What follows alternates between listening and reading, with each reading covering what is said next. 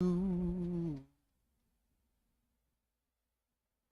wherever you may be. I love you, friend, from all across this old wide world for me.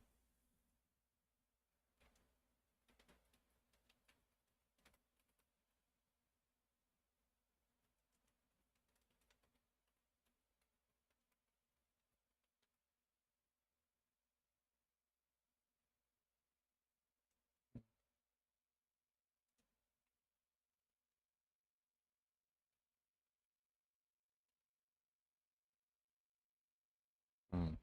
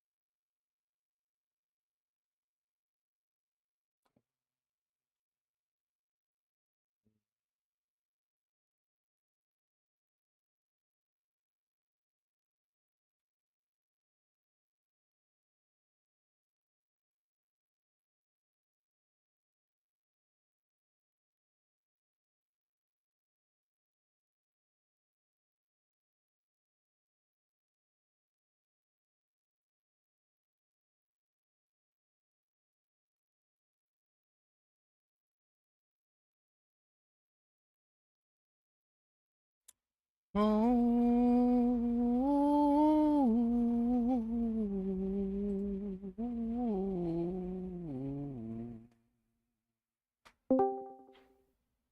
Hey, who's popped in? Hey, it's Talon. Hey, what's up, buddy? How have you been? I've been doing all right. How about you? I've been having a little bit of a rough time been sick with COVID again for the third time. Again? Yeah, three vaccines and three times I've had COVID. It sucks. But I just tested How negative much this immunity morning. do you... Oh, good, good. I was gonna say, how much immunity do you need at this point? Like, Yeah, good question. I don't know, but you know, that's just the way it goes, I guess. I don't know. yeah. Somehow I managed to avoid still getting COVID ever. Well, avoid testing positive. But I did get the flu a couple weeks ago. So, and here I thought we had exterminated the flu, but nope. Yep, we haven't exterminated the flu. It's still there. And COVID's Yep, still still there. there, and we're just gonna have to live with this bullshit for the rest of our lives. Okay, Yep.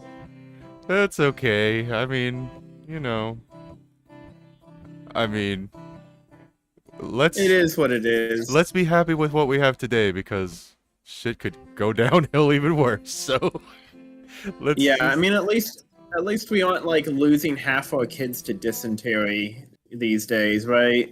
yeah, we don't have major cholera epidemics anymore, major dysentery Right. You know, we thing. we didn't lose our friends in the last scarlet fever.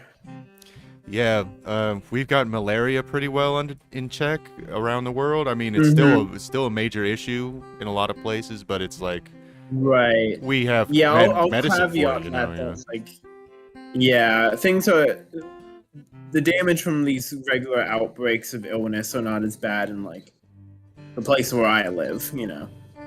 Yeah. There are obviously still places that suffer quite a bit from those. Yeah, I mean, there's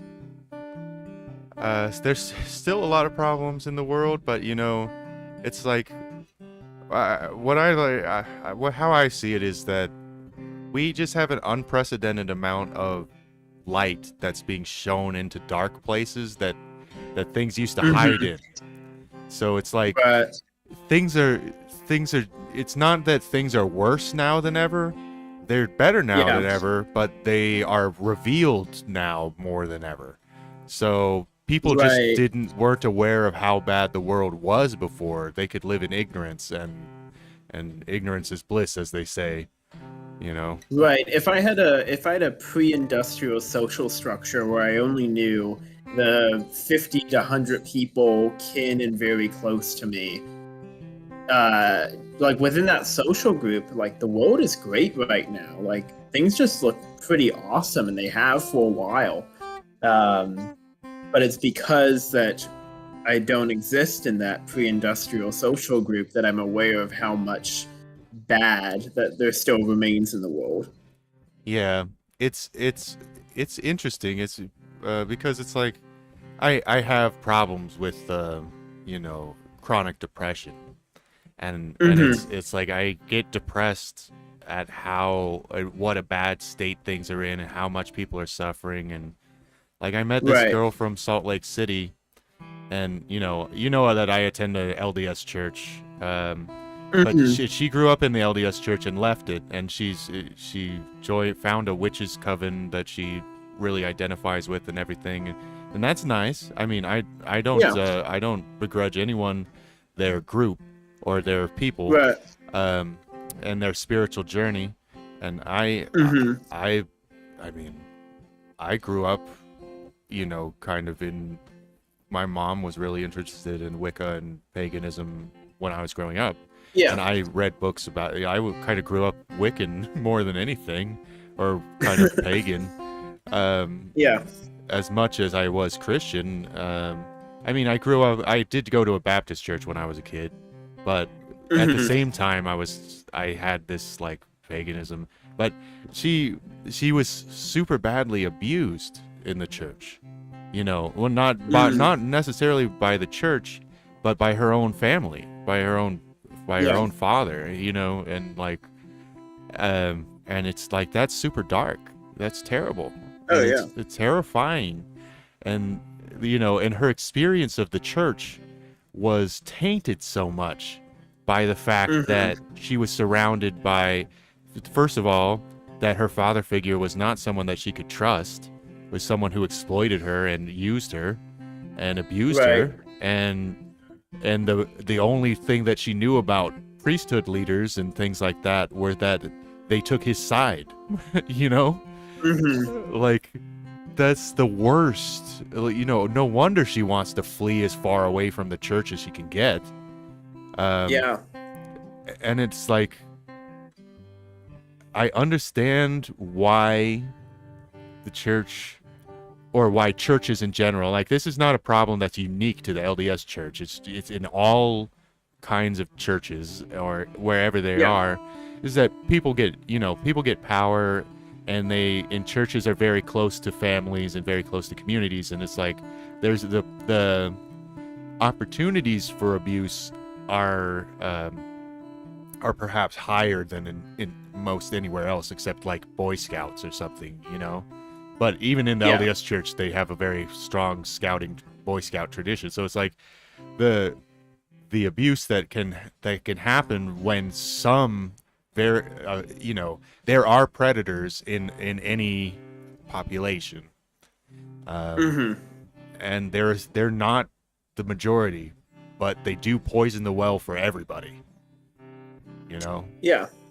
And it's really sad, and you know, that's the kind of stuff that depresses me. But at the same time, it's like it would be worse if we never talked about it, if we Hmm. just like, If we swept it under the rug and yeah, yeah. which is what they which is what people they instinctively try to, like, people. Yeah. It's understandable. I understand why you don't want to talk about it and why you don't want to like disparage or like ostracize someone's family from your community, your church community or whatever. But it's like when crimes have And you been also committed. just yeah, you also just don't want to admit that that can happen in your community, you know? especially in like a religious community where you want to say this is a good place. This is a place where you should want to be.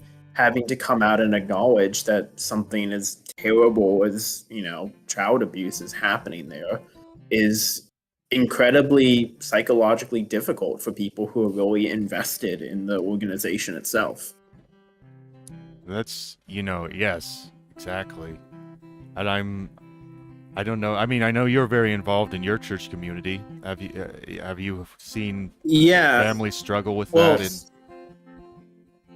so actually, what I was thinking about was, so I am in a community that's close to I'm in a church that's close to my university, and that's a university students are a population that we try to outreach to, not just to like get them in church on Sunday morning, but also do other things. We let them like do their laundry for free and give them like study rooms and whatnot.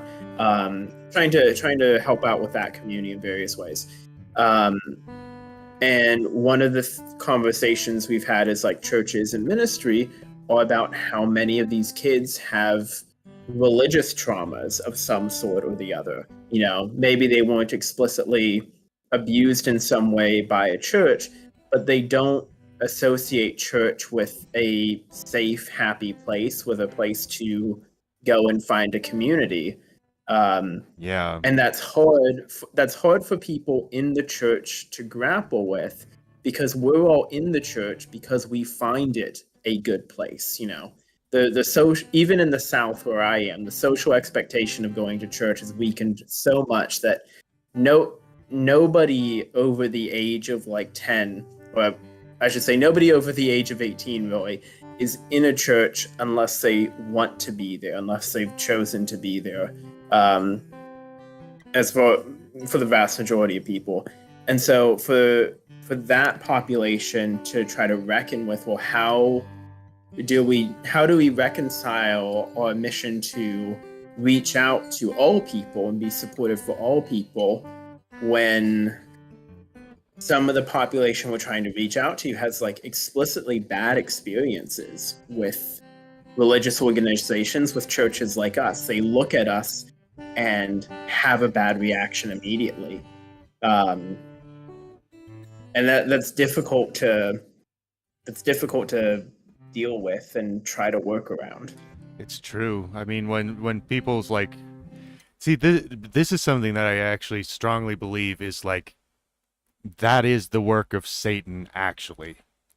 It's like Satan's power is not such. Mm-hmm. Satan's power is not such that Satan can do physical things to harm people, but Satan can convince people or tempt people to do things, and Mm-hmm. and tempts them to do horrific things, which then poisons the what you could say is the body of Christ, which is the church, the metaphysical church, which is to say everyone. That Right. When somebody acts in a church in a way that, scores somebody and traumatizes them such that they have terrible time with the idea of being part of a church community, that is something that Satan celebrates.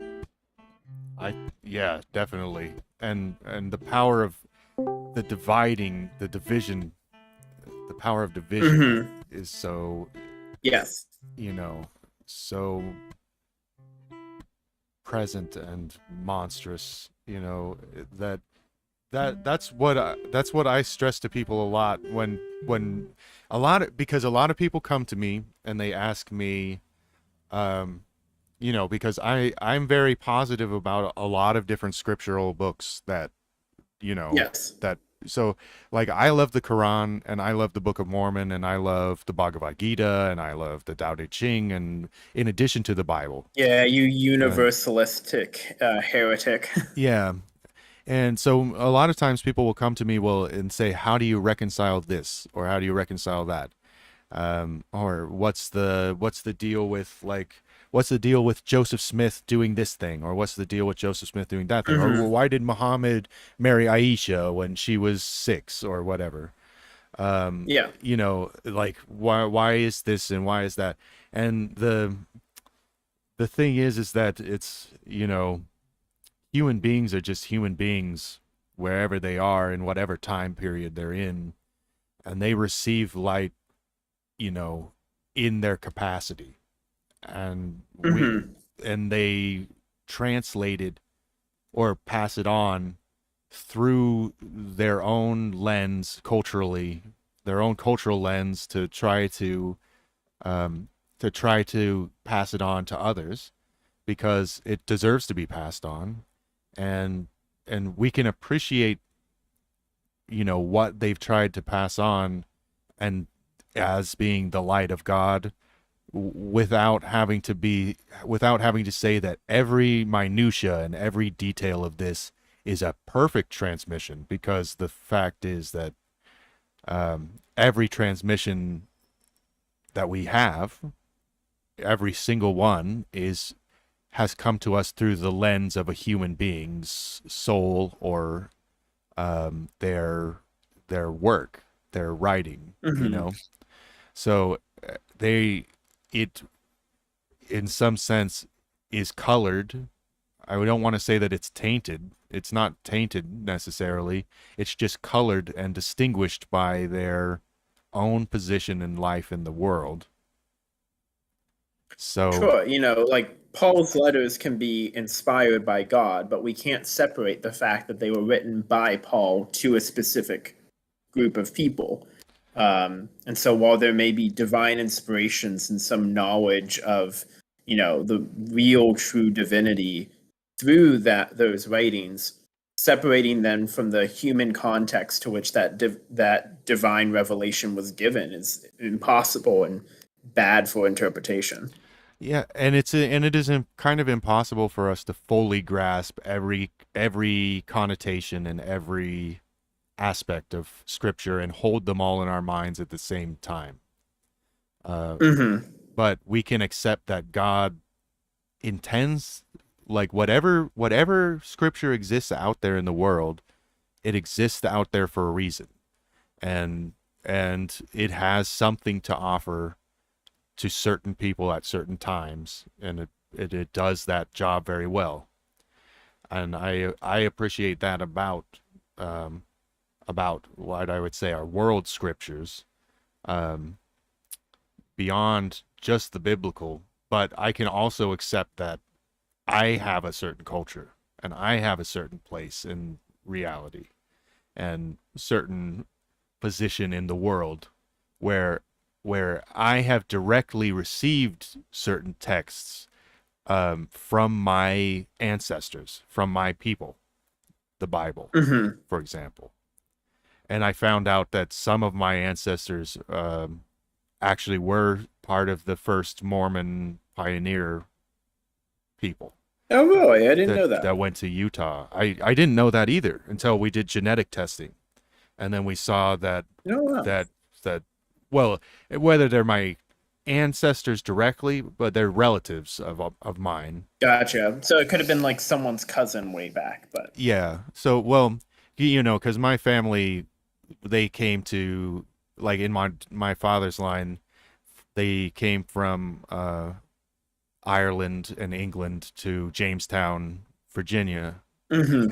and they in 1607, even, the very first settlement at Jamestown, and so Oh, wow. and survived. They were some of the few people that survived. The So like third of the population that made it.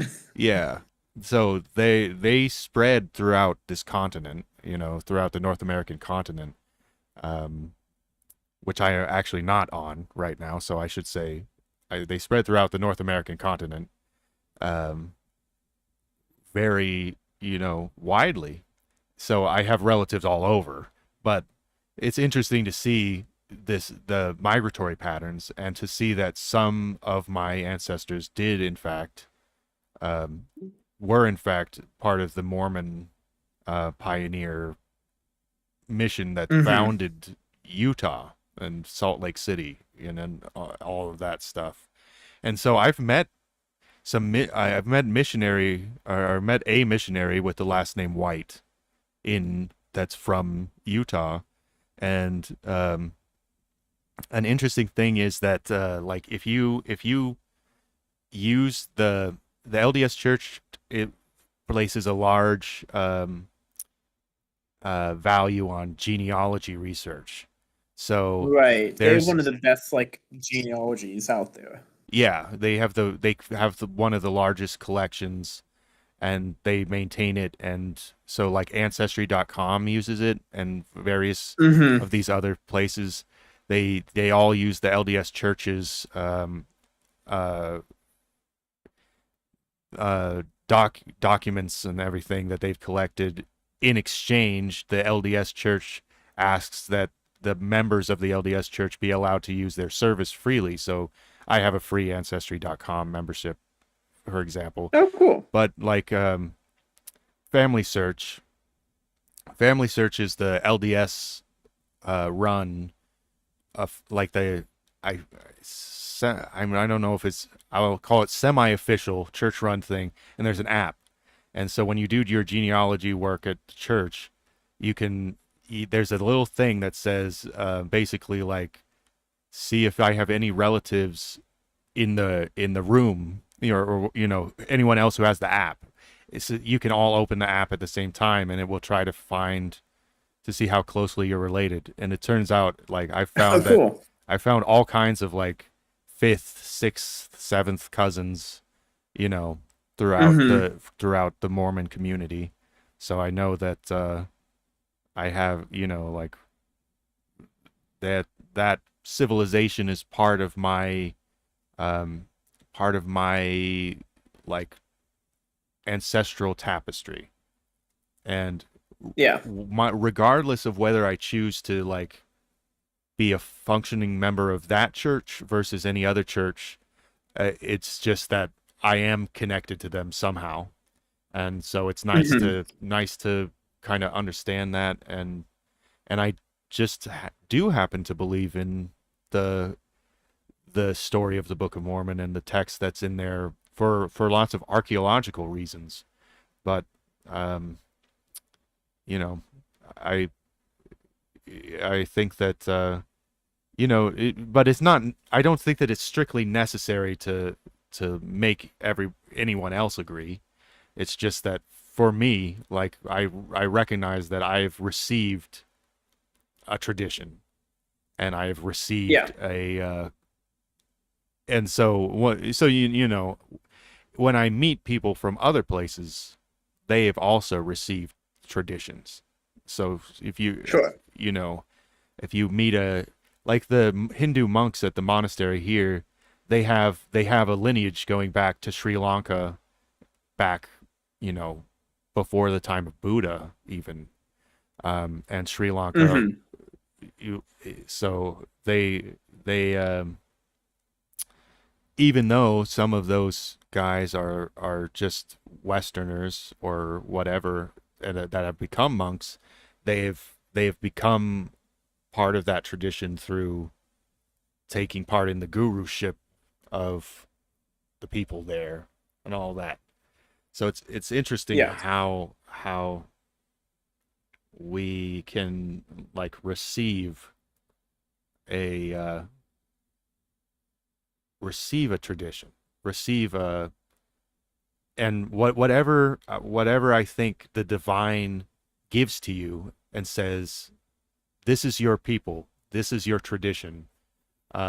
If it in fact happens that way, which I think it often does, I think that people should take that very seriously. And like you with your church, I would not ask you to join my church because you have your church that has been given to you and that you are a caretaker Mm-hmm. of, you know, and that has a tradition that is a very beautiful tradition. I love the Baptist ministry, and um, the uh, the voluntary nature of the Baptist faith, and how it's based on like the especially the ministry of John the Baptist, um, and his relation to Jesus. like those Hmm. parts. It's like, even though you could say they're very small portions of the New Testament scripture that deal with John the Baptist and baptism, and it's still very Right. powerful when you read them, when John is telling people like God could raise up children of Abraham from these river stones. You're not, Yeah. you know, those things are extraordinarily powerful. Yeah, and today in church we celebrated a believer's baptism today. We had a young adult who was getting baptized, and in the liturgical calendar today is the day of celebrating Jesus's baptism. So it was because we did Epiphany last week, so it was really, it all worked out very nicely. It was very nice. Um, but That yeah, is that nice. I can kind of agree. Getting into the tradition has been something that I've actually really enjoyed at this church because I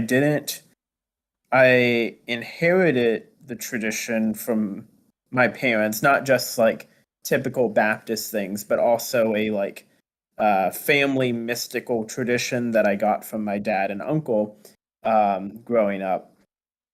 But at this church, I've actually been able to learn a lot about the Baptist tradition and Baptist history, and that's been very nice to feel part of. Almost essentially, it is a religious culture, um, and to kind of create that connection. It's been a very good experience, and I probably wouldn't value that experience as much if I had not grown up in this tradition. I can recognize that. Yeah, but I'm interested. The mystical tradition that you're speaking of, is it kind of the Appalachian healer tradition that? No, no, it isn't. It is very much a like family idiosyncratic tradition of things my uncle started working on. He became involved in 1970s New Age movements. Mhm. Um, and I don't know who all he worked with. He made a lot of friends in that group over time. He was pretty involved in groups in Richmond at the time. Um, and then my dad became very heavily involved in mysticism and such um, when I was like a preteen, and then taught me those things a little bit later on. So my dad and his brother worked on some things together. They also have a lot of disagreements, and so they each kind of both independently and together have created sets of mystical practices, and I've been in the lucky position of inheriting both of those. Um, and so a lot of my like mystical formation in my early years of adulthood was kind of reconciling my dad's mystical Hi, tradition Dr. and my Priya uncle's Ratney. mystical tradition that they were both creating. Just take one. I'm someone. Um, Dr. Priya Ratney says oh, hi, and I'm just saying hi. hello. I hope you're having a wonderful day. Yes. We're just discussing the the array of mystical traditions, and I was discussing briefly a little bit about the Hindu monastery that is by me on this island, and by just by your name, I think you might have a Hindu background. It'd be interesting to talk to you some about that if you're willing to talk about that, doctor. But um, I knew. Sorry about the sidetrack, Talon. So No, how? no problem. Um, yeah, it's interesting, the kind of unique family mystical things. Like in my family, the my great grandfather founded, a sect or cult or Right. something called Emissaries of Divine Light, which is something that I've never been involved in. Um, and like my part of the family is not involved in that anymore. Um, Mm-hmm. because it was kind of like my grandmother was an early child of my great grandfather, and Okay. then he remarried and had another family, and that I family see. kind of was more, while she went to stay with her grandparents in Oregon, and grew apart from um that group.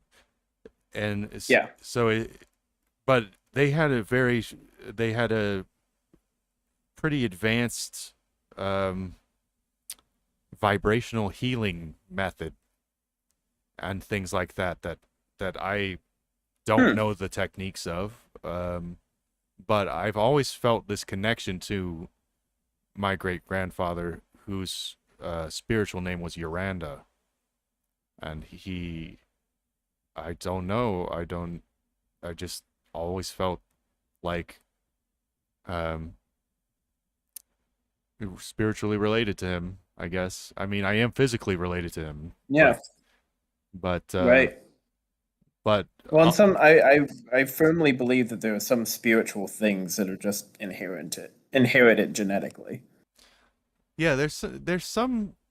There may even be, people talk about like epigenetics, like the passing on of genetic memory, Mm-hmm.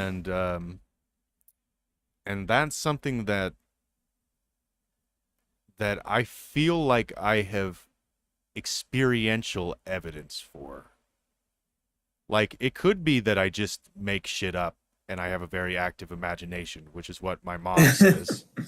I mean, my mom says I have a Mm-hmm. very active imagination. She doesn't say you're making shit up, but Right. she might as well, because there's in some because some things it's like I when I've gone really deep in that work, usually, but usually this has to do with, it comes along with using something like ayahuasca or San Pedro cactus, or Yeah. you know something chemical, so you can say like maybe it's just a hallucination or a delusion, but at the Mm-hmm. same time, um I've had this strong feeling of like integrating ancestral traumas, and like Mm.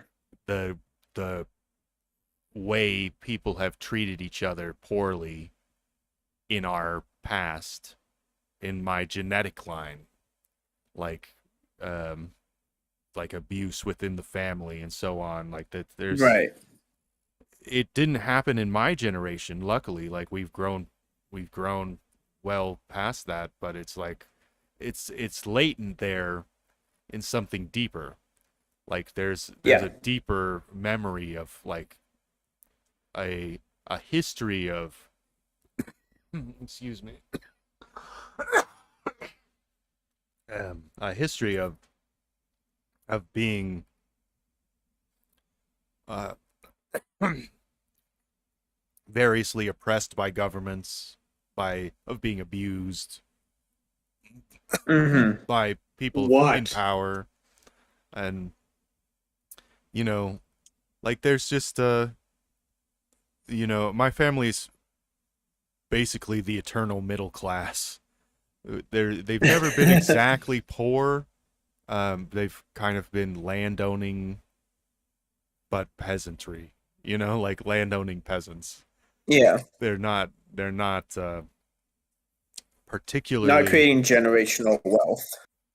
yeah, yeah, not particularly like Yeah, not particularly. wealthy, but Hey, Talon, did your mom walk in or something? Hmm? No.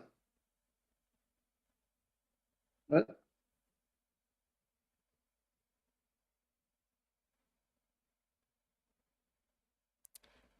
um yeah, so I have you had experiences where you feel like you're connected to your ancestors in Right. like a you can So I haven't personally felt something like that. The closest thing I've had is that my uncle's mentioned to me before that he and I don't know everything he does. I don't know if this came through a past life regression or if this was just given to him. He usually does like automatic writing for his divinations. Um, so it may have been given through that. But he told me that in past lives he and I had worked together in spiritual tasks before, um, and that this was just kind of like a rhyme of that happening again. So that's kind of the closest sort of experience I have with that. Um, of course, I buy into classical Christian cosmology and metaphysics too much to really get into past lives. Um, but it was information that I was given, kind of fun to think about on occasion. yeah. I Past lives is interesting. I almost believe more in parallel lives. Like like there's all these different universes that represent all the Hmm. possibilities of who you could have been in in other scenarios, in other uh Oh, okay, I see. and so it's not so much like that I feel like I've touched past lives as much that I've reached across all a bunch of universes to see like what I would be like if things had been this way rather than the way that they are in this reality where we're talking right now. And Right.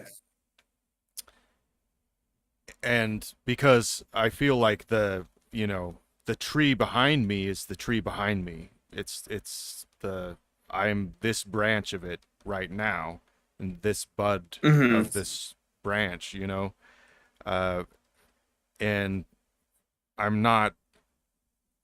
In some way I am the whole tree, and in some way I am connected to the whole tree, going back all the way to God.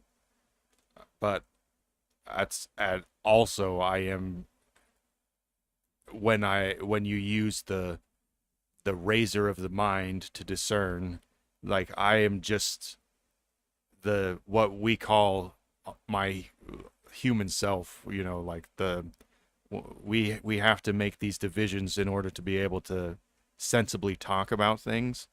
um Yeah.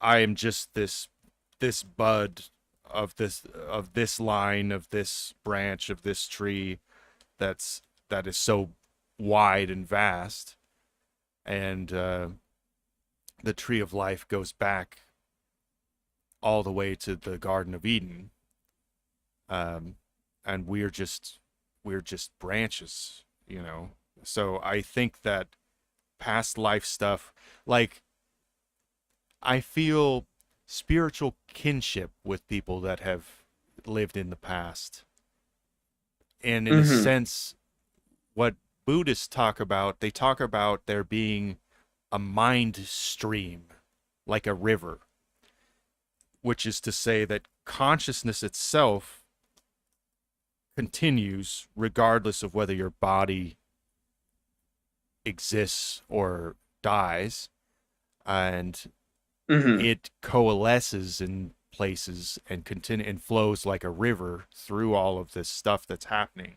So it's like you can't step into the same river twice, kind of thing. You're not Mm. which is why they say no self. There's no self, is or you're empty of self nature, because Right. anything that you're attaching to call self is actually just some piece or part that has been coalesced or assembled in this particular moment of time. But there's the flow of things continues forever, and it's and there you have eternal life basically, in that um, there's nothing for you to lose. Um, Hmm. you've coalesced this body out of all of its constituent parts from all over the universe, and it will function for a time until the causes and conditions of its functioning become too great to continue, and then it will dissolve, but no part of it will die or disappear. It all of it goes somewhere, and it goes and is turned into other things, becomes other life, and the consciousness that is attached to that um, also seems to um, be collected and dispersed, but still be existent as a basic ground fundament of reality. Uh, and so I think of our, I think that what we're doing here on the earth is we are we have our physical body, right, that has a physical shape, and as Sure. we are continuing through this life, we're coalescing a spiritual body, a body that is made up of our experiences, our thoughts, our unique, um, what we call our personality, all of that.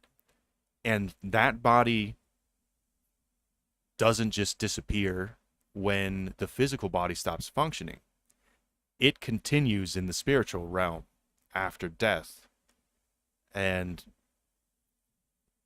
that body of spiritual energies that has been coalesced into a pattern of your consciousness is what you could call your eternal soul, which is not to say that it's an unchanging eternity, but that it is a constantly changing um,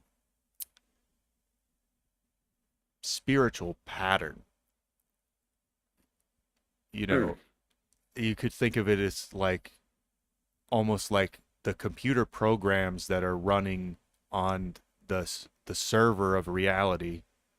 They don't disappear just because the the physical, like the time for them to be running as a physical construct ceases.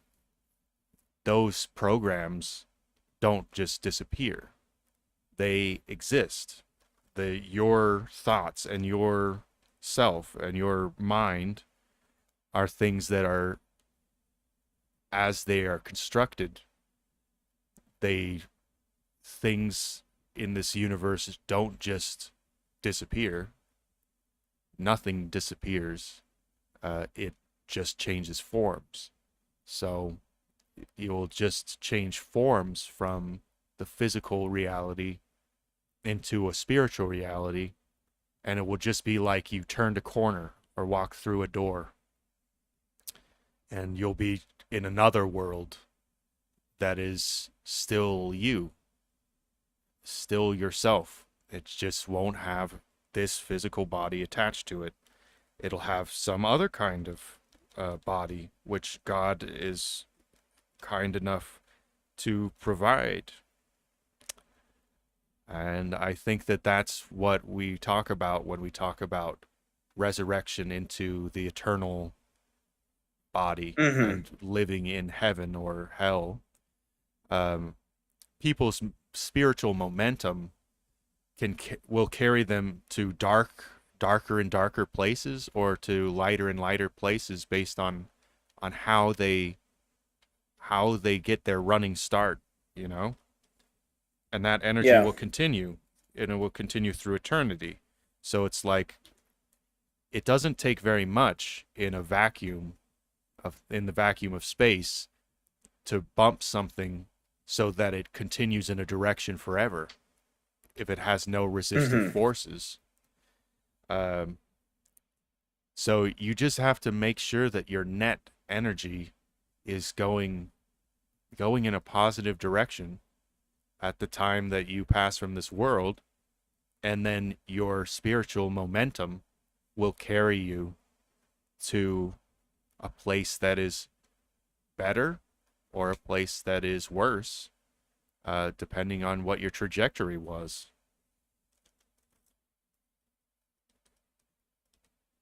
Hmm. No, I mean that's pretty similar to the family theory on ghosts and whatnot. Um,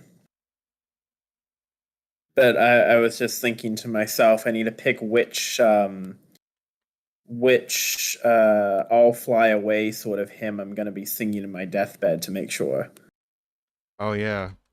I'll fly away in the morning when I die. Hallelujah, by and by.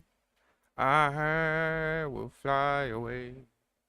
Yeah. The Vole is called up yonder is another real good one. How's that one go? When the roll is called up yonder, um, when the trumpet of the Lord shall sound, and time shall be no more, and the morning breaks eternal, bright and fair, when the saved of earth shall gather over on the other shore, and the roll is called up yonder, I'll be there. When the roll is called up yonder, when the roll is called up yonder, when the roll is called up yonder, I'll be there. And then three more verses. I really like How Great Thou Art. That's a great, Another classic one. yeah, a very classic one. You know, as that's yeah, Amazing Grace, you know, they're very classic songs that, they're classic for a reason, and we carry Mhm. on the meanings uh, with us as we, you know. Yeah. So, Before you started streaming, I was actually flipping through my Baptist hymnal because I had a hymn stuck in my head and I needed to get it out. oh yeah, which one was it? Oh, let's see. In the 2008 Baptist hymnal, it was number 511, but I've already forgotten the name. Uh, do, do, do. It is the Solid Rock. So the refrain is, "On Christ the solid rock I stand, all other ground is sinking sand, all other ground is sinking sand." And that's what I had in my head, and I needed to know the verses. That's a good one. It's a good one. So, Talon or George, do you guys wanna pull any tarot cards for anything that's going on in your life or the world? Oh yeah, that was the point of this, wasn't it? I completely got sidetracked by Oh, a well, riveting conversation. it doesn't it there's doesn't have to be a particular point. It's just I did that so people would, if anyone was interested in having a tarot reading or something, then maybe they would come by. But you don't have to have a tarot reading. Just shuffle the deck. Hmm. Uh, Trying to think of something to ask a question for. I'll ask you a question then, Lex. Brazilians have stormed their Congress. Is there what Pick insight can we gain from this potential happening? Okay, pick a number between 1 and 10. 6. Okay.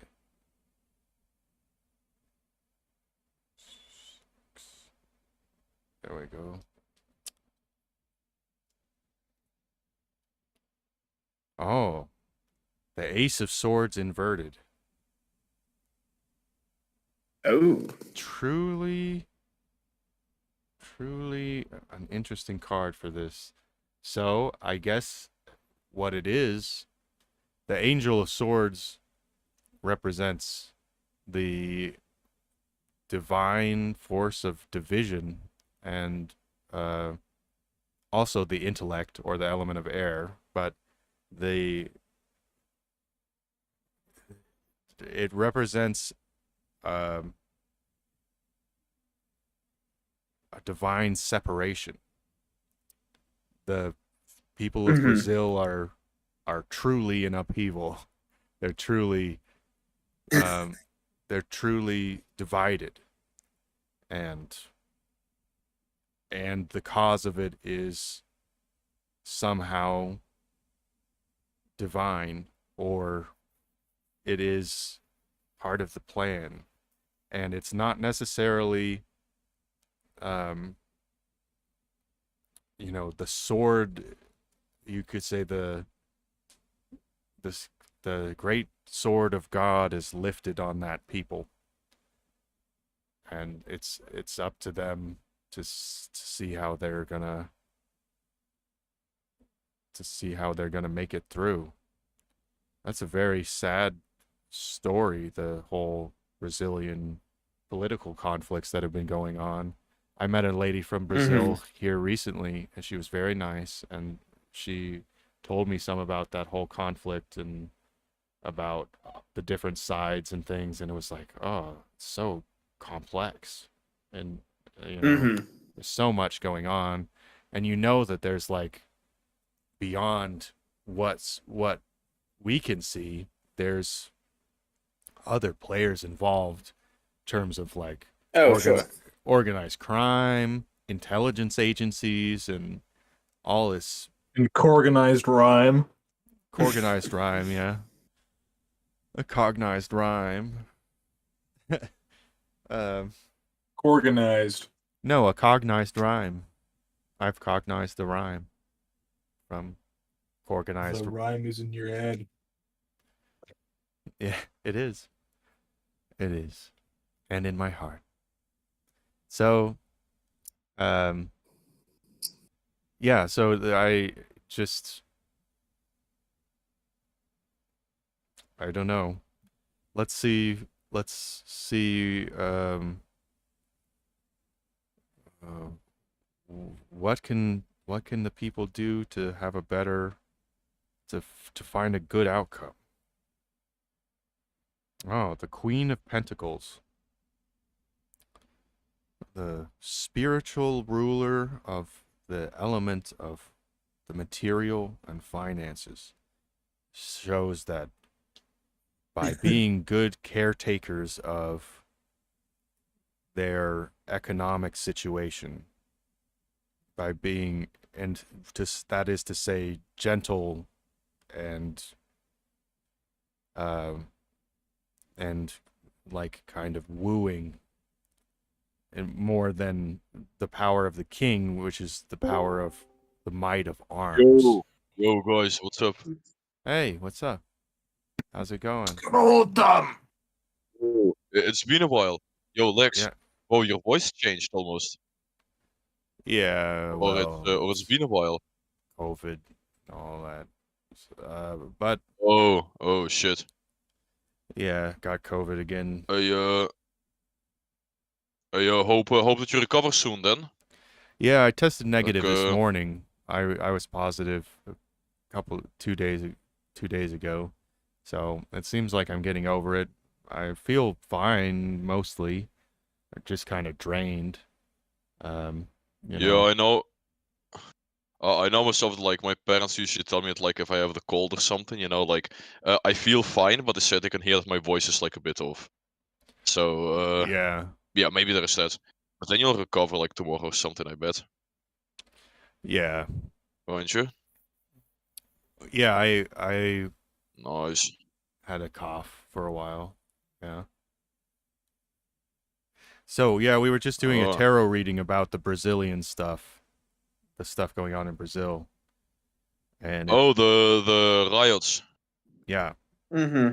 So the first one was, Yeah. So Lex, you pulled the Queen of Pentacles yeah, the first card for was the what Ace to of do. Swords, Ace of Swords inverted, as far as just seeing what the situation is. Very interesting card. And then I said, what is the advice, or how can the people pull through it?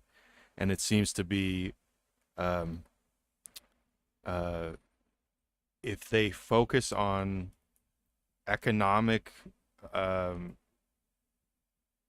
practicality, pragmatism, economic care for their resources, you know, cultivating rather than exploiting, for example, it will make a big difference for them, it seems. That's the message I get from the Queen of Pentacles in that position.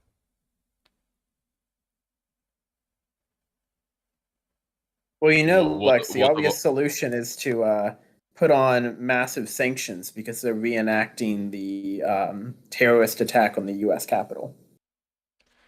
Ah. Oh, well.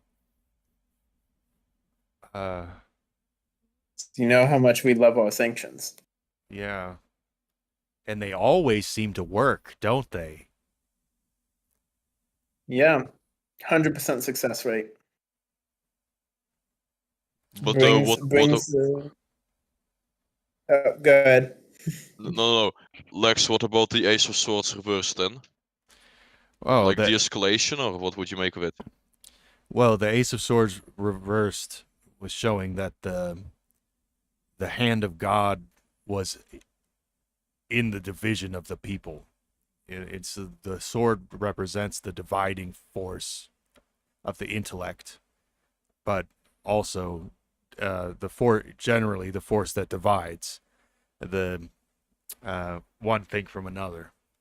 And the ace is the angel, or shows a um, divine hand representing a sword that is wreathed with the crown. And so the divine hand carries the sword that divides the crown, and it's inverted, which is to tell us that the situation is bad. I think. I mean, I think it's a pretty accurate reading of the thing. It's just, you know, it didn't really tell us anything that we didn't already know, but it is accurate. Well, I think the divine agency side is a bit new, right? Yeah, well, it seems to be, yeah, that I would say that an indication is that the sword of God is raised on that people, Mm-hmm. and it's and it may be that you know, that their fate will be decided by their iniquities or their willingness to repent, which it tends to be the case in a lot of geopolitical stuff. Is like, are the people willing to change their mind? Metanoia? Are they willing to change their mind about things and do things a different way? Or are they gonna just fall into bloodshed? And that's, yeah, I need to read more about the situation. So I know, yeah, supporters of former President Jair Bolsonaro invade the Brazilian National Congress, the Supreme Federal Court, and the Palacio do Planalto. And yeah, so there's a whole,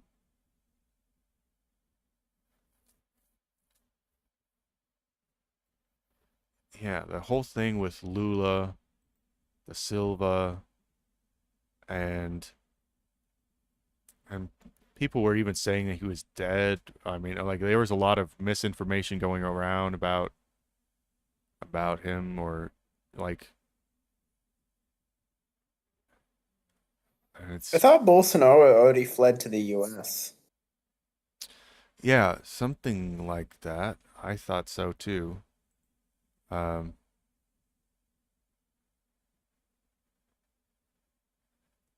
the attack occurred a week after Lula's inauguration and followed several weeks of unrest from Bolsonaro's supporters. Will announced that he had signed a decree authorizing a federal state of emergency through the end of January. The Supreme Court, Congress, and Presidential Palace were reported as cleared later that evening. So I guess they've cleared it out, but it's an ongoing. No, so it's over. Well, I'm afraid it's gonna be nothing burger. I mean, Yeah. just because they got them out of those buildings doesn't mean it's over. That, I don't know. Like, it could descend into civil war, right? I don't know. Will it? But it seems that primarily pragmatic economic concerns are going to be the deciding factor. So that tells me that people are going to align with what's comfortable for them, and they're going to choose comfort over rocking the boat. But that's my interpretation of the Queen of Pentacles when I said what will help the people. Or maybe that's saying What that, do you Oh, go ahead. or I was saying maybe that's saying that's what would help the people, but not necessarily what they are doing, you know. Yeah, I was gonna ask if you could pull a card for like what's the prevailing current, like in the in the Brazilian body politic. What's the prevailing current at the moment? It's the Eight of Swords inverted. So the 8 represents two worlds colliding, and swords obviously is what we're talking about division. And in this, it shows like a palisade of swords surrounding a woman who's bound up. And so it represents conflict hemming in the people, basically. It seems like the noose is tightening around. It sounds like the noose is tightening, not. And so like they'll continue to be embroiled in conflict over it. That's what it. Yes, that's what it looks like. I mean, that's what the card would indicate, I think. Do you have?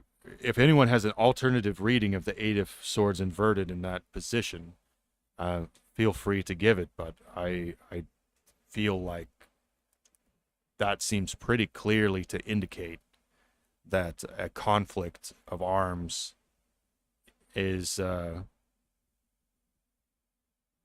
the outlook is poor, and that a conflict of arms is likely, and that what could save them is financial or economic prudence,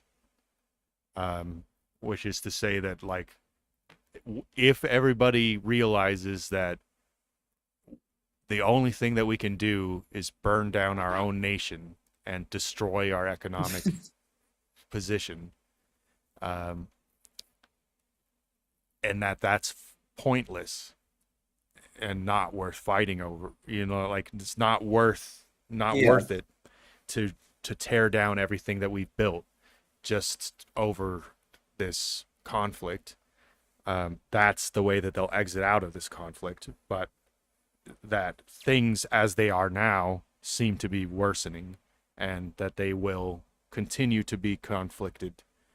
So even though they may have evicted the people from those buildings, that's not going to make it better. Like, that's not a solution. That is just that's just a quick fix. It's treating the symptom, not the cause. Right.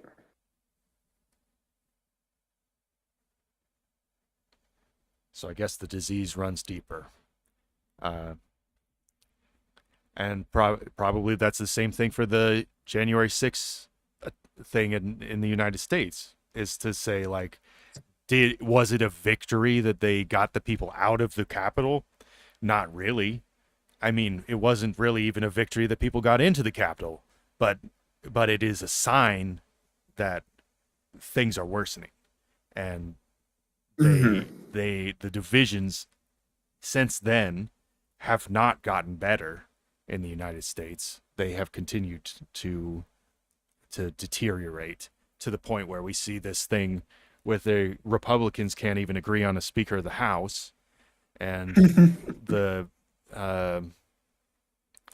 and it seems like the Republican Party is split over the DeSantis block and the Trump block, and that probably means that the Democrats are going to win in 2024. But the worrying thing is that will Texas secede, or will Florida? Like these. So you got DeSantis and you got Abbott, right? I think isn't that the governor of Texas right Yeah. now? And the thing is that they could be independent countries. Like they could function as an independent country, or countries, and so, and in fact, any state of the union could, if it was allowed to without force of arms, preventing it. But force of arms has the I guess the precedent of history behind it, which and that will say that no one is leaving this union except by death. We settled the question of whether or not you can voluntarily leave 160 years ago. You mean America? Yeah, Yeah. the United States has. Yeah. We fought a war over it. I think it's gonna be pretty damn difficult. Yeah. And the decision was nay. You cannot just vote to leave. You're in fact stuck with us. And I don't, as much as it seems like a lot of people I know want a collapse. Fellas, I'm getting cold. Have a nice evening. I'm sorry. Oh, have a nice evening. You. Yep. You too. Take care, guys. Wish you the best. And happy 2023. Make the best of it, fellas. Let's all make the very best. best. Yes. You. Happy Exactly. New Cheers Year. to that. Happy New Year. You. Happy New Year. So yeah,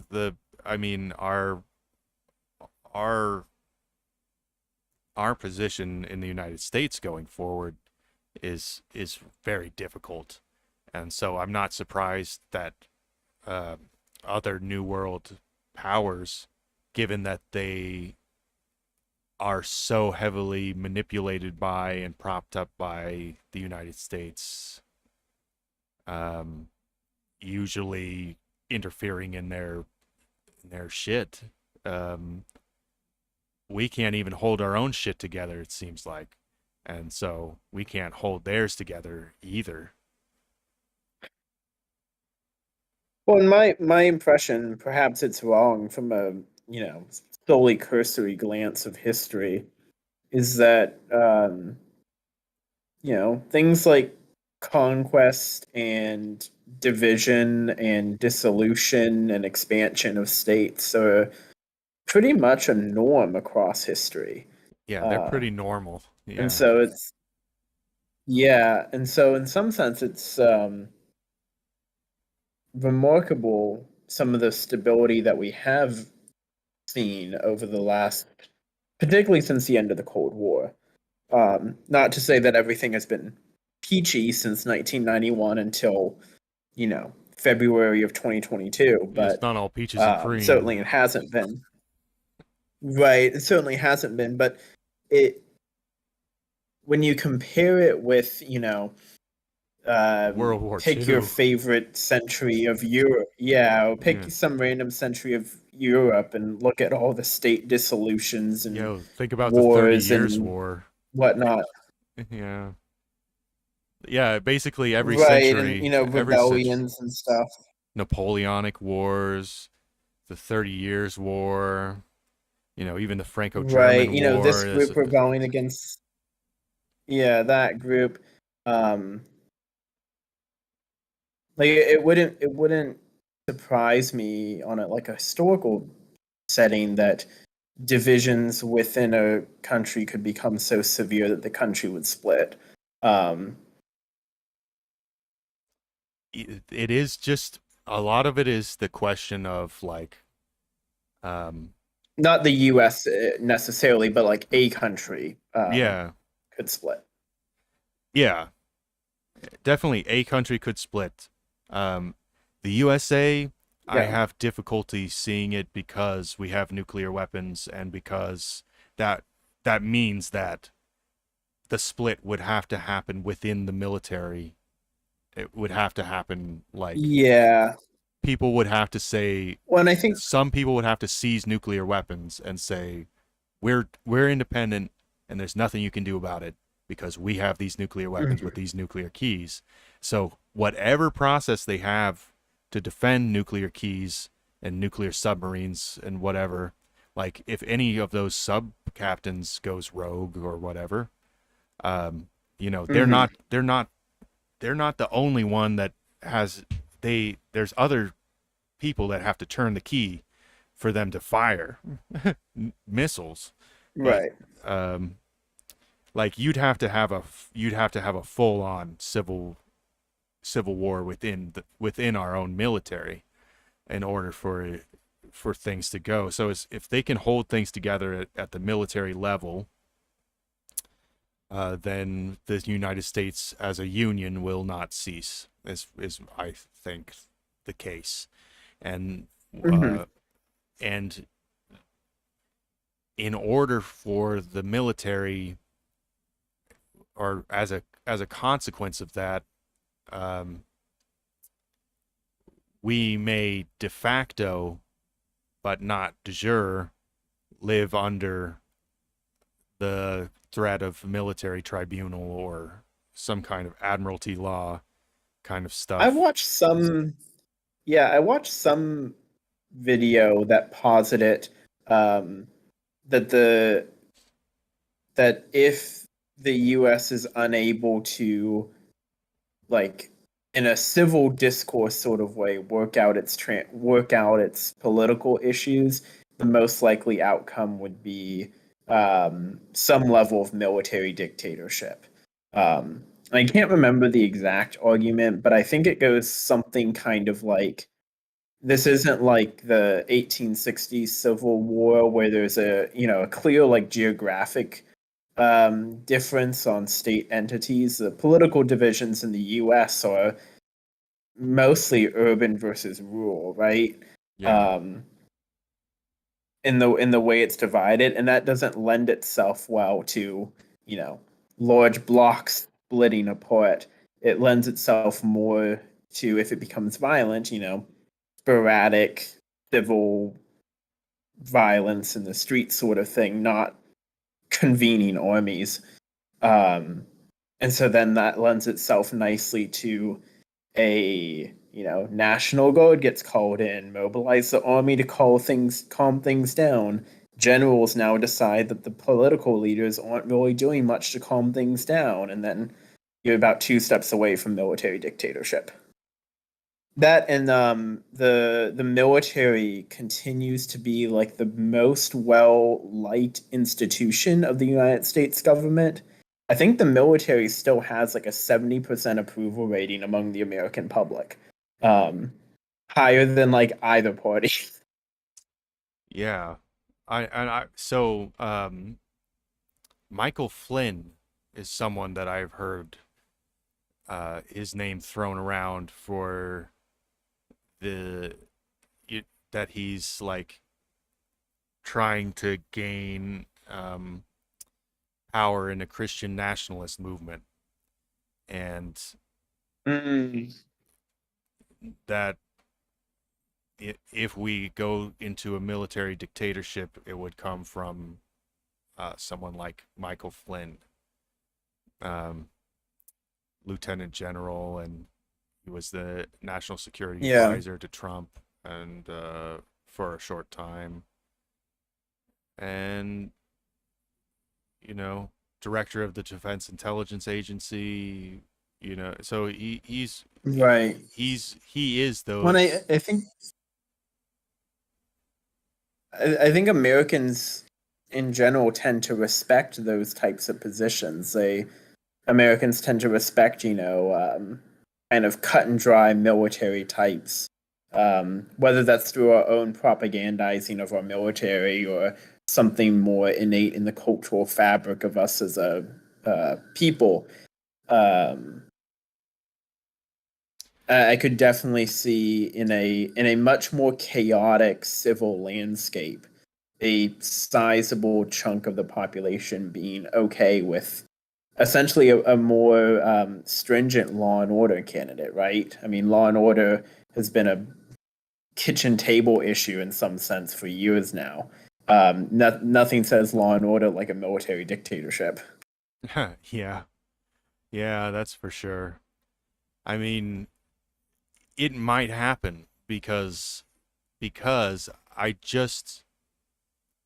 don't see our elections getting any better. Um, they've been bad, and progressively worse and worse. And this next one, it's like, which one is going to be the one that does it? That is just the Mhm. straw that breaks this camel's back, and then makes it catalyzes the military to step in or something like that. Because Well, continuity of government plans are in place. I mean, there's mhm. definitely a plan that Yeah. if everything should go tits up and collapse, um, that does the America will not stop existing. They will transition into, some chief of staff or council of chiefs of staff will Right. will be running things, and they may even Yeah. be doing that right now. It's just that the president is in name commander in chief, uh, and but no one knows the intellectual acuity of Joe Biden at this moment. Like, if he is capable, or if he is actually like capable, principled, I mean, strong enough. considering how many of our senior political leaders are like over the age of 80, uh, you have to think that a lot of political power de facto is in the hands of their advisors to some level, right? Even for political actors who are sound of mind and whatnot, Right. when Congress is passing 5,000-page bills, it's the interns and advisors that skim through that and give a report to the congressmen that are making big decisions, right? Right. Um, That's true. It is. but I think the other thing with you mentioned elections is I think a big concern is about faith in elections and political agency. If you get enough of the population to think that um, voting is for betas, and there's no if you get enough of the population to believe that they have no actual voice in the political system, then they can become indifferent between a sham what they see as a sham democracy and an actual like military dictatorship because they have equal political agency in either. And in some ways, it's a self-fulfilling prophecy. It's like, you know, the the less we vote, the less power our votes have, and you know, even even if they are manipulating the vote, or I should say that I feel like they do manipulate the vote and maybe have been doing so all along, and that's just the way that it works. That larger power structures are in play, entrenched bureaucracies, and they try to gain whatever advantage they can. because that's just politics. And I well, I'm a serial voter, you might say. I like to be the first one at my polling place to vote and get my sticker. Um, so I tend to have a good bit of faith in the political system, um, or at least in the voting system. I don't really doubt it all that much. well, and Um, you're close to the heart of the beast. but You know, you're as an if you're in wait, are you in yeah. Virginia now, or are you're in Colorado Yeah, now? I'm Or still in Virginia. okay, No, so I'm in Virginia. you were in Um, Colorado, but no, only for I a mean while. I'm from DC. Yeah, I was in Montana for a little while. Oh, But you know, I'm from DC. I'm your latte sipping DC person. Um, so I have deep faith in the machinations of the federal government to be you know, a good institution. But regardless of my individual faith in the federal government as a institution representative of the democratic will, if many of my countrymen do not feel that same way, it can have severe adverse effects on the political structures and power. well, I think a lot of it does have to do with distance from that political power. You know, because, for example, on the West Coast, growing up on the West Coast, I very rarely ever heard anyone say anything positive about Washington D.C. You know, they would just say, you know, they would be like, they're the ones running the show, and we got to live with it. But Mm-hmm. they're over there, and we're over here, and fuck them. And that's like, you know, that was the way. Like Yeah. growing up in going to public school in California, and then going to public and then charter school in Nevada, and then university in Nevada. Um, Basically, the opinions of most people on the federal government was fuck them. They let them run their little dog and pony shows and do whatever they're gonna do, and as long as they leave us well enough alone, especially in Nevada, it's like Yeah. that. It's like as long as they leave us well enough alone, and hell, the military can come in here and have all this land and everything, as long as they keep paying us and running the state schools and paying for the Mm-hmm. paying for the services, paying for the roads to be kept up and all that, then more power to them. Fine, that's fine. It's just don't interfere with us. Uh, Yeah. and and that has always been, you know, and that's, I guess, you know, the Western United States maybe has always been like that because it was, you know, settled by people that left back east stuff. And in a place where it's within a couple of generations where there was really no state institutions, right? And no, Like you know, there in was in no Nevada in real the law to speak of. 1870s, the state didn't exist.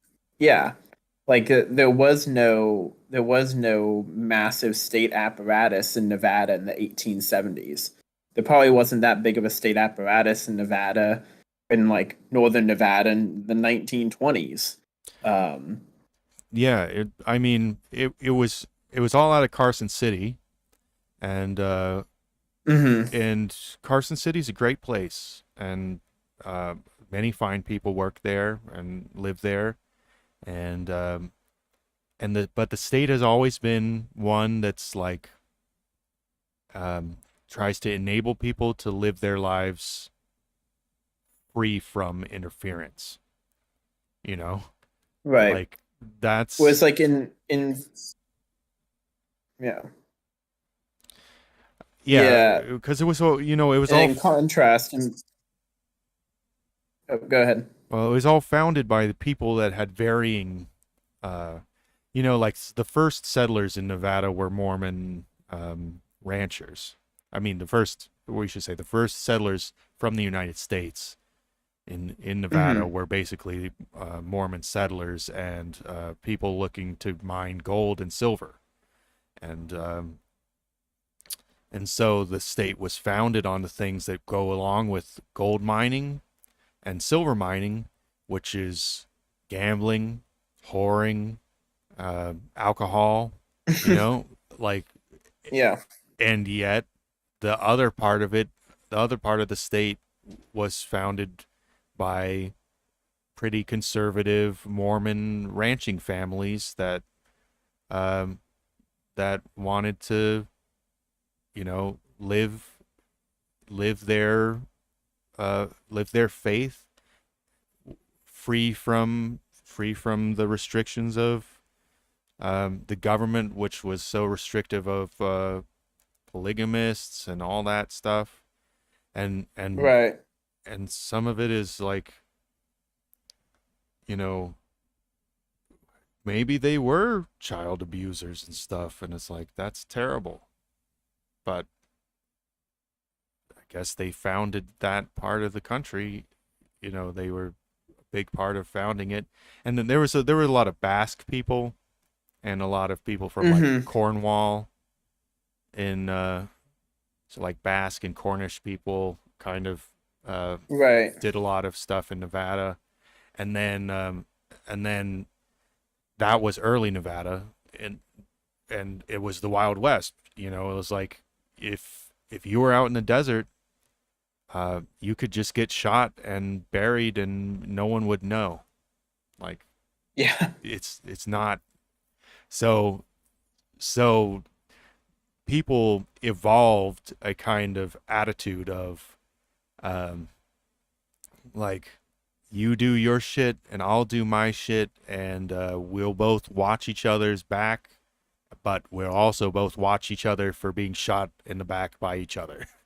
Yeah. Like, and so there's a mutual or a common mistrust and trust at the same time that is predicated on certain things, such as the ability to own and bear arms. So in Nevada, you can walk around with a gun on your hip no matter what. Even before these Supreme Court decisions or whatever, it didn't matter if you were openly carrying. You couldn't concealed carry without a permit. But because to conceal it, your intentions are not clear. But the way that Nevada's attitude is that if your intentions are clear and you make everyone know you have a gun on your hip and you can use it, you will use it, then that's something that keeps the peace. Because nobody's going to try to rob you, or they could try, but they know that they could get shot. And at the same time, if everybody knows that everybody else is armed, then they know that I had better be polite, and I better not go running over people's shit and disrespecting their properties and things like that, because any one of them could shoot me and bury me in the desert and no one would know. So it has a unique libertarian culture that has changed a lot in recent times from the diaspora of Californians and moving in. And also it changed that attitude is the real roots Nevada stuff that still exists today, but it that's what enabled the mob, the New York and Chicago mafias, primarily Italian and Irish American mafias, to move in and found, or in Jewish also, to move in and found Las Vegas as a city that shouldn't exist in terms of practicality, but can exist because of technology and because of money. And so they brought everything they needed, and they made that city, and they said, this city's our city, run by our rules, and we keep the peace, and nobody does anybody wrong here unless, unless somebody knows about it. And so they have very strict police and very, but those police primarily are there to protect the interests of the casinos and protect the interests of the corporate families, and Right. that are primarily legal businesses in Nevada. They came from a background of organized crime in other states where it was illegal, but they created for themselves a mecca where all of those things that were illegal somewhere else could be legally done and legally restricted and black markets could exist with certain understandings between law enforcement and these black markets. So, there is sex trafficking, there is drug trafficking, there is all of that stuff. But all of that stuff only exists insofar as people do not get out of line in being excessively violent, excessively tyrannical, excessively exploitative, and things like that. There's this weird medium where it's like organized crime and government have married, and they live in Nevada, and just growing up in that world makes me see the world in other places very differently, because there's everywhere organized crime, but some of it is less has less official sanction. Right.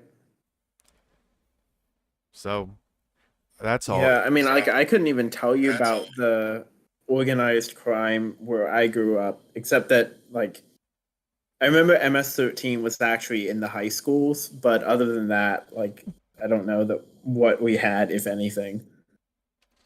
Well, what you have is extraordinarily wealthy white Anglo-Saxon Protestant people who meet at the country club, and That's true. That's all organized crime. The remnants of the first Virginia family is still meeting up. right. I mean, there, and so the crime that happens within a certain civilized system with certain understandings of what is and is not acceptable. So you have people like Hunter Biden, who, because of his family, he was able to live an absolutely psychotic life of hedonism, and that stuff gets largely ignored because there is an understanding that as long as we ignore yours, you'll ignore ours. And the problem is that all of those old families or all of those politically powerful families especially have skeletons in their closet. Like the Bush family was a crime family. The Kennedy family was a crime family. Organized crime.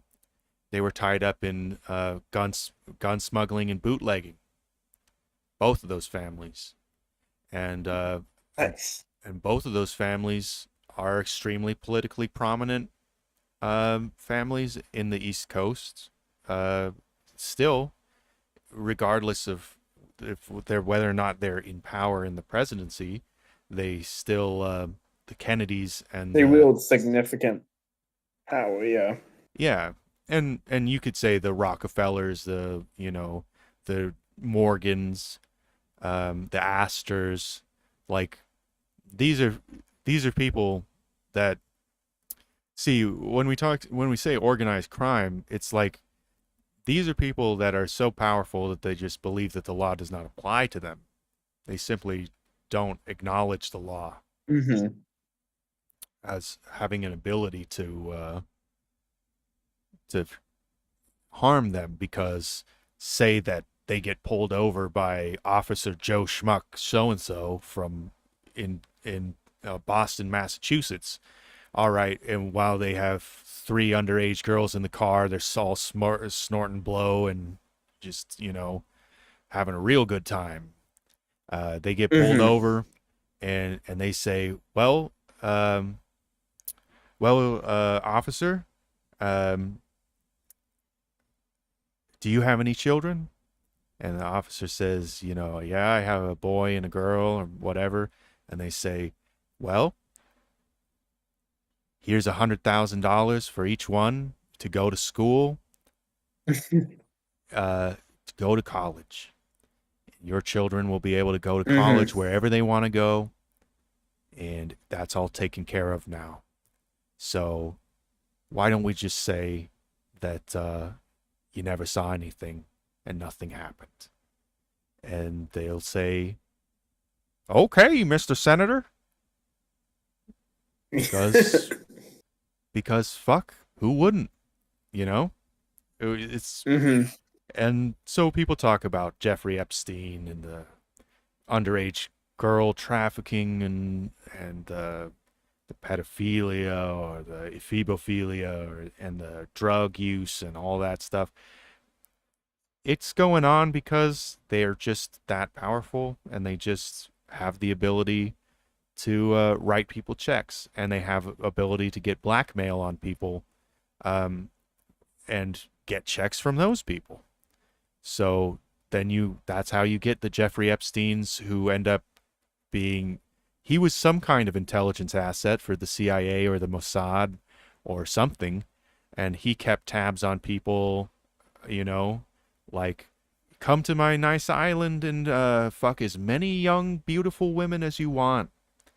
And all that we're going to do is we're just going to record it, and we're just going to stay good friends.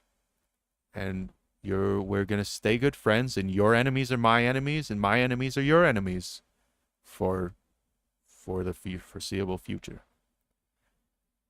And that's how they run their organized crime. That's how East Coast organized crime.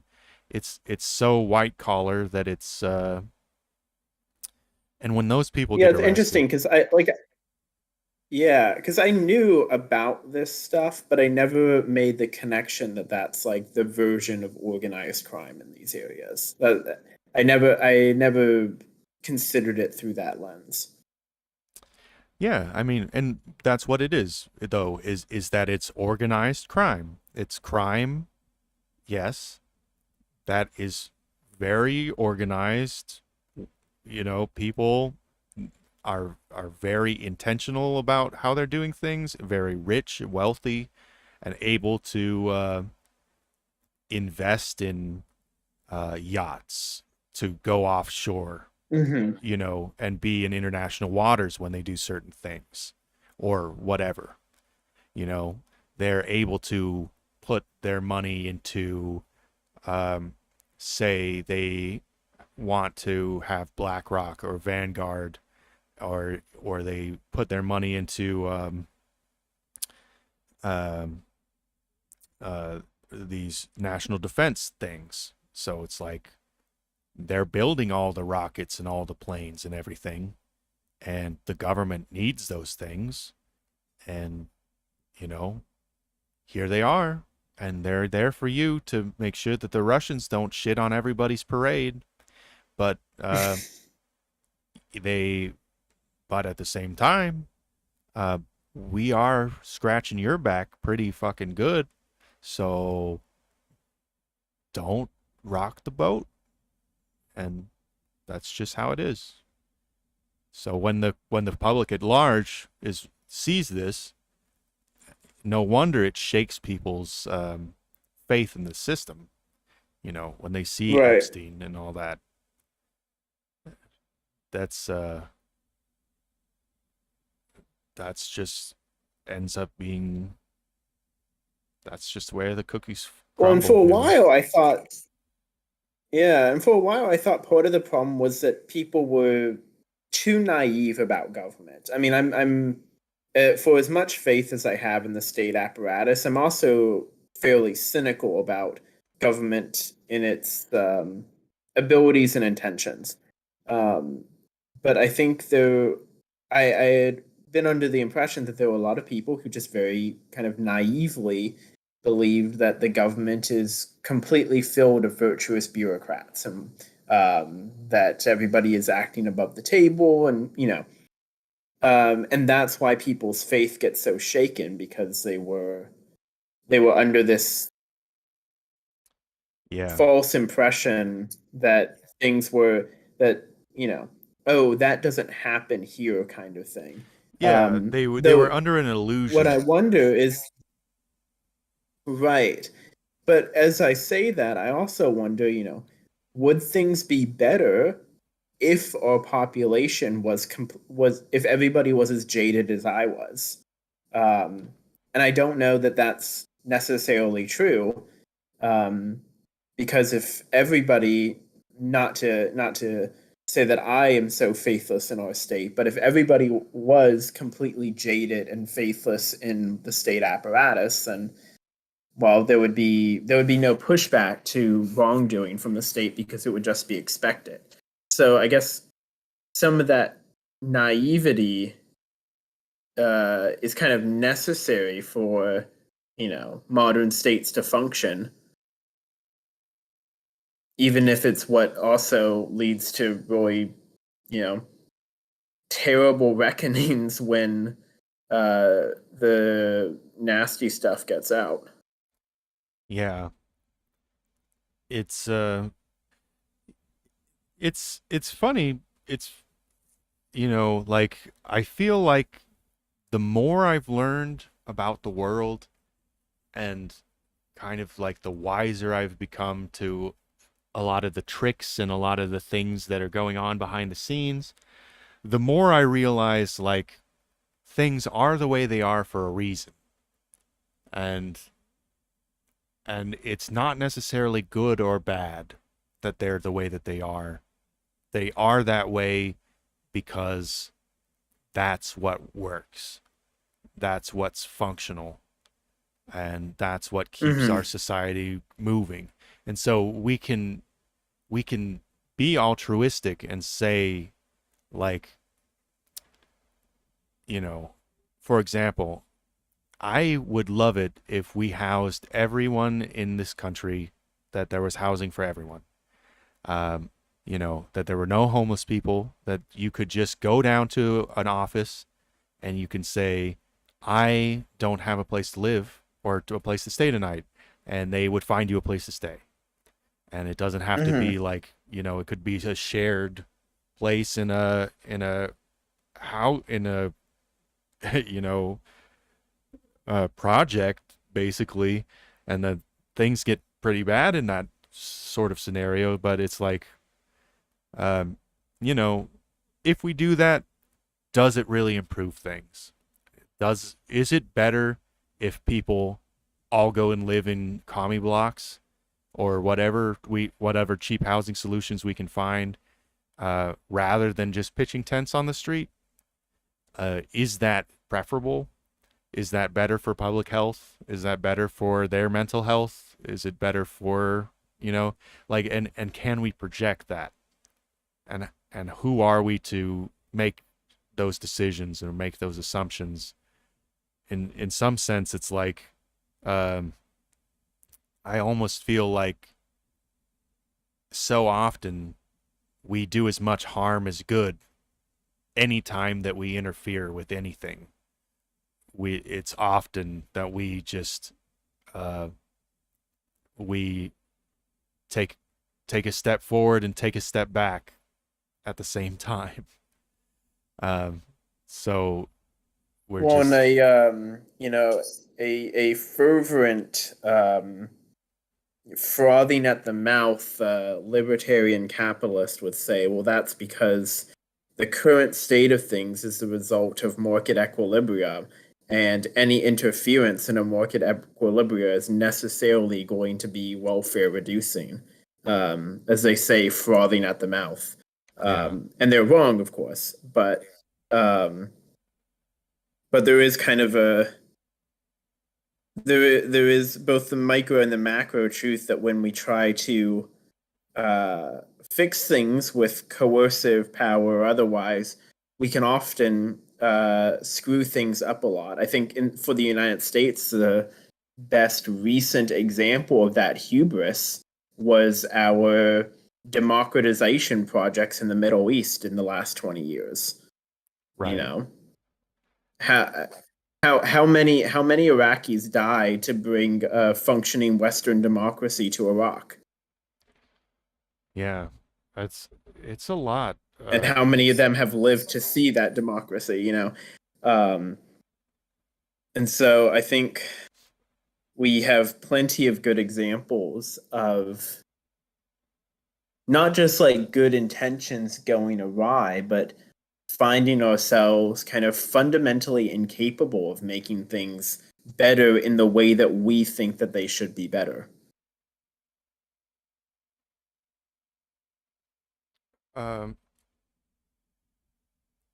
Yeah. It seems that this is where I always end up coming back to, is just being like, this is where I start just trusting in the divine plan. Because honestly, if we look at the world, things really have improved a lot. And we're on a pretty nice upward trend. Things are going pretty well. Maybe just trust the plan. Trust the divine plan. and keep working in our own selves and our own lives to build better things, to make people happier around us, to make our lives more positive and more beneficial, and encourage other people to do the same. And as we do that, then the world will just increasingly become brighter and brighter. And I think that that's the path to success for us.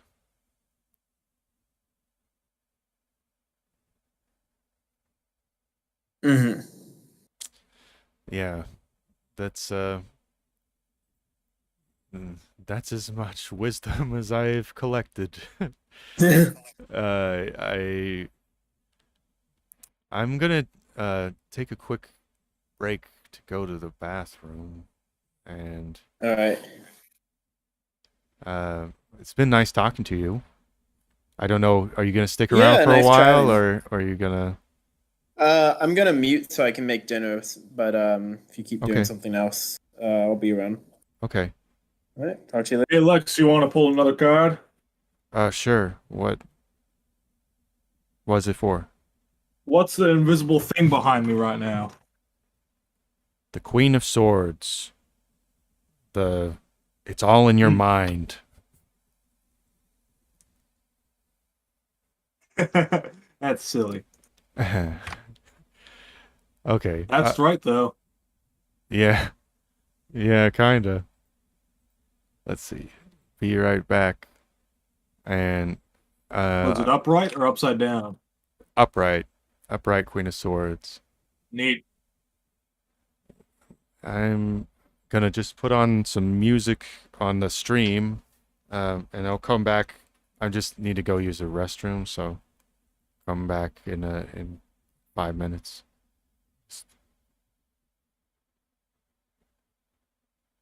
Play some of this.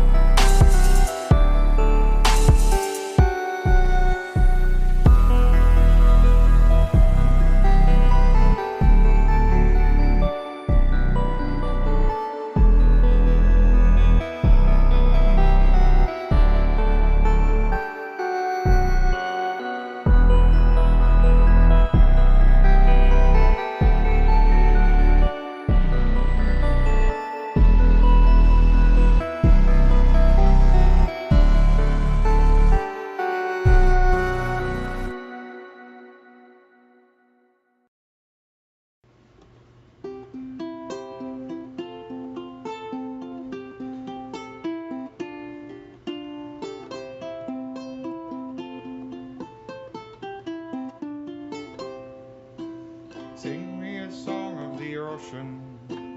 Sing me a song of the sea. Sing me a song of that bright land in my home country.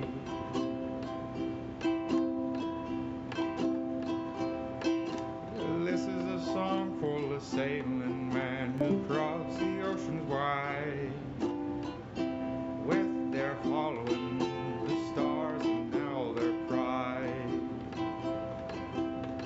What did they find in old Kauai? But a homeland they could love when they left their home in Rarotonga and set sail across the Polynesia. The old sea was a mighty lord, mighty goddess, mighty king. He drove them hard, but he was a fair man, and their queen was a sweet maid who offered them the choicest of the sea. For the sweet fish and briny all the way to that far country.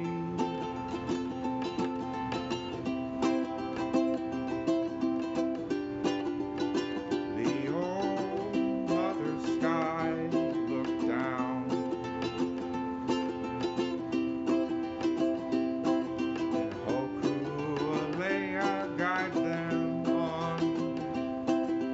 Hokulea, Hokuale, Leahona, guide us on through the sunlight and the moonlight and the starlight. Take us home to Kauai, where our home and family do reside. Oh, our native pride.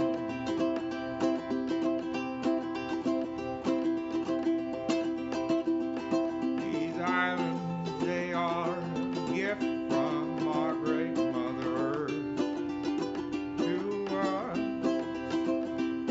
We love them and keep them, caretake them in the name of God above. Aloha, keakua. Aloha, keahua. Aloha, keakua. Mahalo, kamaaina.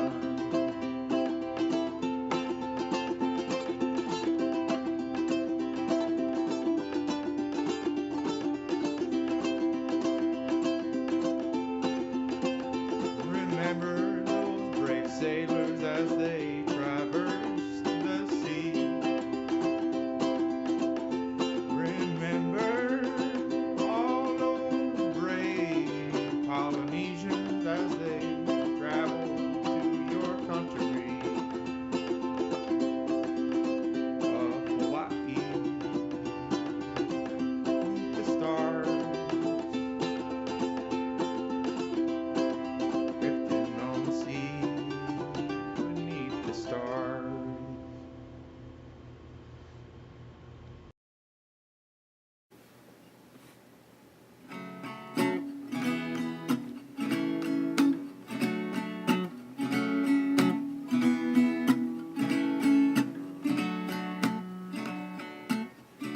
You with the sad eyes, don't be discouraged. Oh, I realize It's hard to take courage in a world full of people. You can lose sight of it all. Darkness inside you can make you feel so small.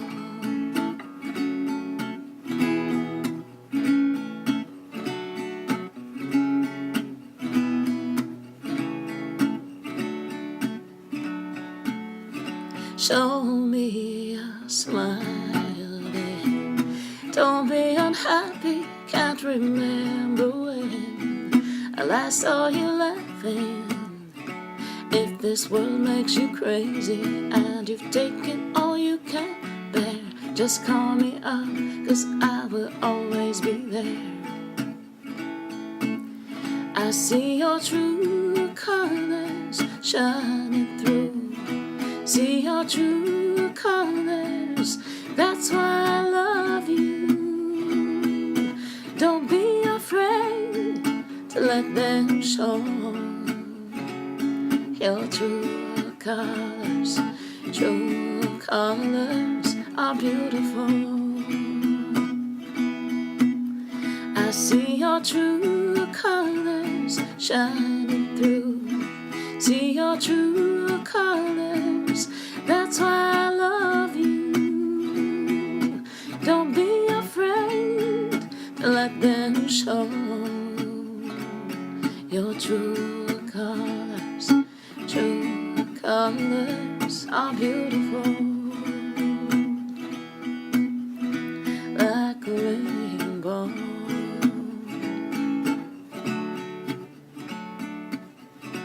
Like a rainbow.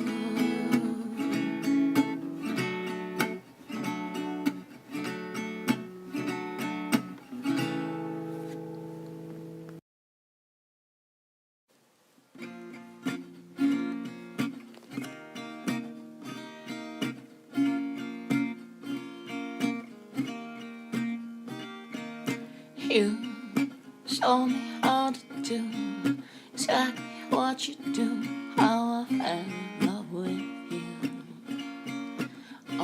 Oh, it's true. Oh, I love you.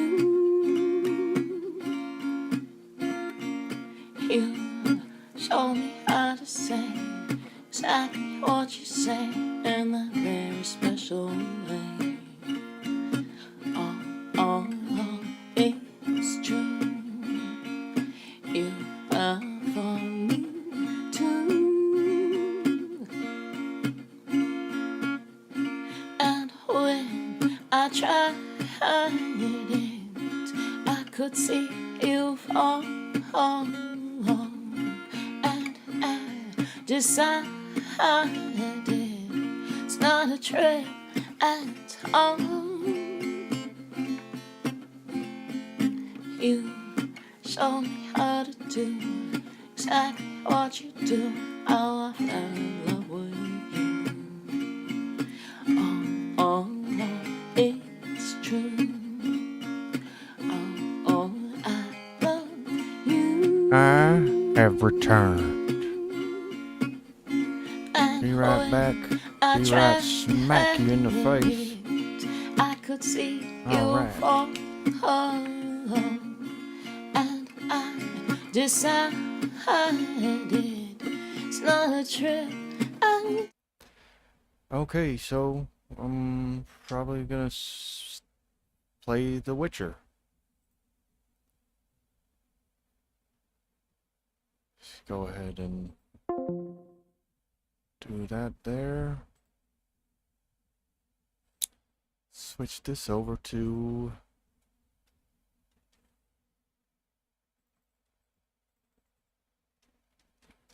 Witcher Trilogy Part 3.